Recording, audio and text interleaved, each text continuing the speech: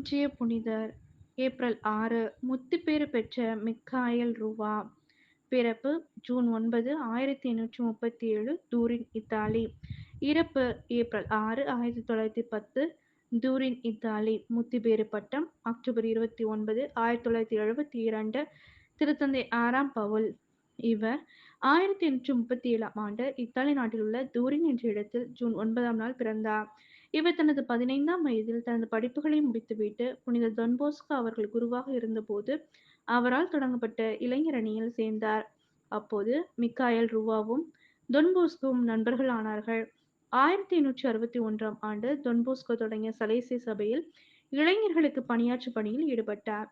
புனித சலேசிய சபை உருவாவதற்கு தொன் போஸ்கோவிற்கு பெருமளவில் உதவி செய்தார். அப்போது இளைஞர்களுக்கு எல்லா விதங்களிலும் தாயாக இருந்து உதவி செய்த தொன் போஸ்கோவின் அம்மா இறந்ததால் இளைஞர்களுக்கு தாயில்லை என்ற எண்ணத்தை போக்க ரூவா தன் தாயை இளைஞர்களுக்கு தாயாக இருந்து பணிபுரிய அர்ப்பணித்தார். இந்த இளைஞர் அணியானது திருச்சபையால் அதிகாரப்பூர்வமாக அங்கீகரிக்கப்பட வேண்டும் என்பதை உணர்ந்து தொன் போஸ்கோவிற்கு உறுதுணையாக தனது 22ஆம் வயதில் 1860ஆம் ஆண்டு ஜூலை 29ஆம் நாளன்று குருப்பட்டம் பெற்று இளைஞருக்கு ஞான மேய்ப்பராக பணியாற்றினார். அதன் பிறகு தொன் போஸ்கோவிடமிருந்து விலகி சென்று 1885இல் பார்சிலோனாவில் இளைஞர்களுக்கான சீடத்துவத்தை தொடங்கினார். தமது 26ஆம் வயதில் அழகு துணை வால்டோக்கா என்ற குழுவை தொடங்கி அதற்கு முதல்வராக பொறுப்பேற்றார்.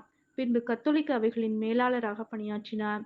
1865இல் போஸ்கோ அவர்களால் சலேசிய சபைகளுக்கு துணை முதல்வராக அறிவிக்கப்பட்டார். பிறகு 1872ஆம் ஆண்டு கிறிஸ்தவர்களின் சகாய மத சபையை தொடங்கினார். 1888ஆம் ஆண்டு தொன் போஸ்கோ இறந்தவுடன் இச்சபையை வழிநடத்தும் பொறுப்பை மிக்காயல் ரூவா ஏற்றுக்கொண்டார். பின்பு திருத்தந்தை 13ஆம் லியோ அவர்களால் இச்சபை சலேசிய சபையாக அறிவிக்கப்பட்டது. பின்பு உலகம் முழுவதிலும் சென்று சபை தொடங்கப்பட்டது. பிறகு தனது 73ஆம் வயதில் 1910ஆம் ஆண்டு ஏப்ரல் மாதம் 6ஆம் நாள் இத்தாலியில் உள்ள தூரின் என்ற நகரில் இறந்தார். தொன் போஸ்கோ இறந்தபோது 57ஆக இருந்த சபை குழுமங்களை ரூவா 345 சபை குழுமங்களாக பெருக்கினார். 773ஆக இருந்த சலேசியர்களை 4000ஆக பெருக்கினார்.